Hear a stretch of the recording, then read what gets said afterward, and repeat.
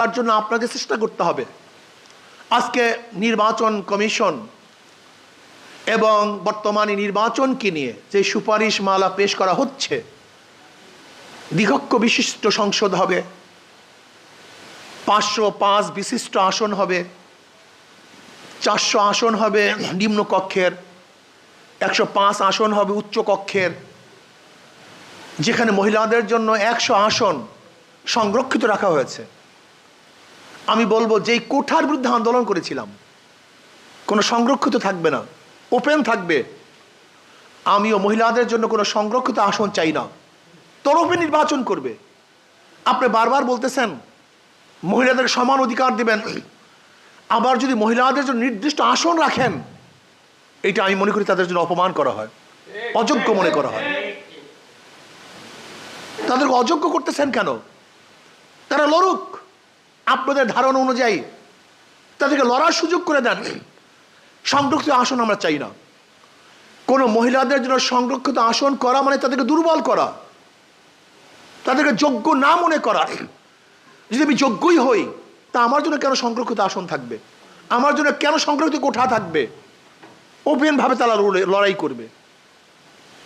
যদি এই প্রস্তাব আমরা দিতাম কোনো মহিলা লড়াই করতে পারবে না আপনাদের সংবিধানে, তাহলে আপনারা প্রশ্ন তুলতে পারতেন। কিন্তু আমি কোনো মহিলাদের জন্য সংরক্ষিত আসন চাই না। ওপেন লড়াই করতে হবে, সবাই ওপেনভাবে লড়াই করবে। এরপরে আমি নির্বাচন কমিশনকে বলবো, এবং যারা সুপারিশ করতেছেন, যারা তড়ি ঘড়ি করে নির্বাচন চাচ্ছেন,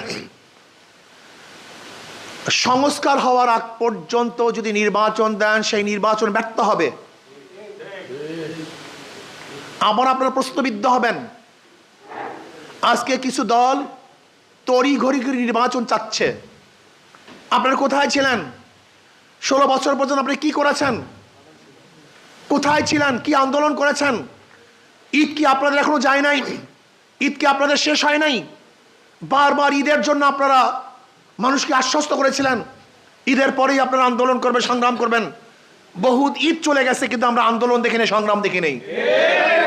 ছাত্র জনতা আমরা হাজারো জীবনের মায়া ত্যাগ করে রাস্তায় ঝাঁপিয়ে পড়েছিলাম, অথচ দেখা যায় আমাদের রক্তের উপরে, আমাদের শ্রমের উপরে, আমাদের ত্যাগের উপরে আজকে ফ্যাসিস্ট বাংলাদেশ থেকে হটতে বাধ্য হয়েছে। অথচ দেখেছে 90 ফ্যাসিস্টরা আবার দেশকে দখল করেছে। এক চাঁদাবাজ তাড়িয়ে আবার আর এক চাঁদাবাজকে বসাবার ব্যবস্থা করতেছে। আমরা চাই লেভেল প্লেইং ফিল্ড না হওয়া পর্যন্ত যিনি নির্বাচন দেন, তা নির্বাচন প্রশ্নবিদ্ধ হবে, মানুষের ভোট অধিকার থেকে আবার বঞ্চিত হবে। আমরা চাই এমন এক নির্বাচন, যে নির্বাচন হবে গ্রহণযোগ্য নির্বাচন। সমস্ত ভোটাররা তাদের অধিকার প্রয়োগ করতে পারবে, সমস্ত ভোটাররা নির্বিঘ্নে ভোট কেন্দ্রে গিয়ে তাদের ভোট অধিকার প্রয়োগ করবে। সেখানে পেশি শক্তি থাকবে না, কালো টাকার কোনো ছায়া থাকবে না। যেখানে ভোটার আদর্শবান, নীতিবান, চরিত্রবান, তাদের মনের মতো মানুষকে ভোট দিতে পারবে, এরকম পরিবেশ আমরা চাই। আমরা সংস্কার চাই। যেই সমস্ত প্রতিষ্ঠানগুলি বিগত সরকারগুলি ধ্বংস করে ফেলছে, কোনো প্রতিষ্ঠান আর বাকি নেই ধ্বংসের থেকে, সমস্ত প্রতিষ্ঠানগুলি ধ্বংস করে ফেলছে। আজকে বিচার বিভাগের স্বাধীনতা চাই। আমরা কি দেখেছি? আগেকার বিচার বিভাগ যখন ছিল, তখন কেউ তো জামিনও পায় নাই, খালাসও পায় নাই। এখন কি এমন কি মিরাকাল হয়ে গেল, এমন কি হয়ে গেল যে মাত্র ফেসিট যাওয়ার সাথে সাথে বিশাল বিশাল কেস, বড় বড় কেস সবগুলি নিষ্পত্তি হয়ে গেছে, সবগুলি শেষ হয়ে গেছে। তার মানে হলো বিচার বিভাগের স্বাধীনতা নাই। বিচার বিভাগ কোনো দলের ইঙ্গিতে চলতেছে, কোনো দল নিয়ন্ত্রণ করতেছে। এর জন্য বিচার বিভাগের স্বাধীনতা চাই। একটা রাষ্ট্র, ভালো রাষ্ট্র, এর সবচেয়ে বড় প্রমাণ হলো বিচার বিভাগের স্বাধীনতা। এইটা যেটা ফ্যাসিস্ট রাষ্ট্র না, এটা করাপ্টেড কোনো রাষ্ট্র না। এর বড় পরিচয় কি? বিচার বিভাগের স্বাধীনতা। আমি চাই বিচার বিভাগের স্বাধীনতা চাই, যেখানে বিচারকরা তাদের আইন অনুযায়ী বিচার করবে, কোনো সরকারের প্রেসারে তারা বিচার করবে না, কোনো কারোর ইঙ্গিতে বিচার করবে না। আমি তো এই কথা বিশ্বাস করি, যদি বিচারকরা কোনো আওয়ামী লীগকেও যদি বিচারের মাধ্যমে খালাস দেয়, সেখানেও যেন চাপ প্রয়োগ করা না হয়। আবার যদি আইনের মাধ্যমে আমাকেও আটকিয়ে দেওয়া হয়, সেখানে প্রেসার ক্রিয়েট না করা হয়। আমি তো বিচার বিভাগের এরকম স্বাধীনতা চাই, যেখানে বিচার বিভাগ বিচার করতে গিয়ে রায় লিখতে গিয়ে তার মনের মধ্যে ভীতি সৃষ্টি না হয় যে আমার চাকরি থাকবে কি থাকবে না, আমার পদোন্নতি হবে কি হবে না।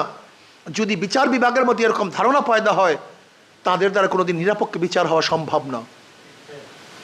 কমপক্ষে এক জায়গায় নিরপেক্ষতা থাকা উচিত।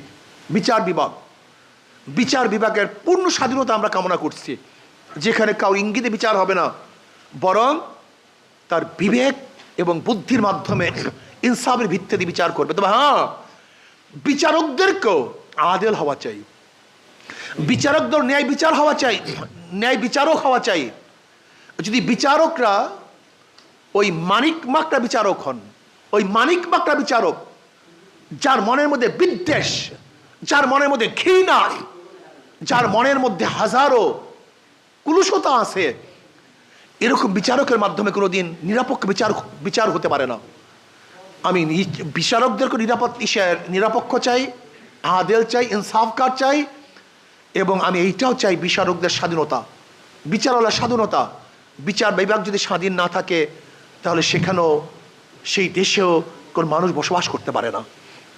এর জন্য নির্বাচন কমিশনকে বলবো, পিআর সিস্টেমে নির্বাচন চাই। পিআর সিস্টেম, সব জায়গায় পিআর সিস্টেমে নির্বাচন চাই। 300 আসন বা 400 আসন, সব জায়গাতেই পিআর সিস্টেমে নির্বাচন চাই। যদি পিআর সিস্টেমে নির্বাচন না হয়, তাহলে কোনো অবস্থাতেই আপনি পেশি শক্তির ব্যবহার এবং কালো টাকার সরাসরি বন্ধ করতে পারবেন না। এর জন্য পিআর সিস্টেমে নির্বাচন হতে হবে। মার্কায় ভোট দিবে, কোনো ব্যক্তিকে নয়। যেই মার্কা যত পার্সেন্টেজ ভোট পাবে, সেই অনুযায়ী তাদের প্রতিনিধি সংসদে যাবে। এই জন্য আসুন আমরা সম্মিলিতভাবে বর্তমান নির্বাচন কমিশন যারা আছেন, যারা সুপারিশ করতেছেন, তাদেরকে অনুরোধ করব পিআর সিস্টেমে নির্বাচন দেন। এবং কোনো মহিলাদের জন্য সংরক্ষিত আসন আমরা চাই না, তারা ওপেন নির্বাচন করবে। যদি তাদেরকে সংরক্ষিত আসন দেন, তাহলে আমি মনে করি এটাও কোঠা, যে কোঠার বিরুদ্ধে আমরা আন্দোলন করেছিলাম, এইটা আমরা চাই না। এবং যদি সংরক্ষিত আসন হয়, তাহলে এটা মহিলাদেরকে অপমান করা হয়।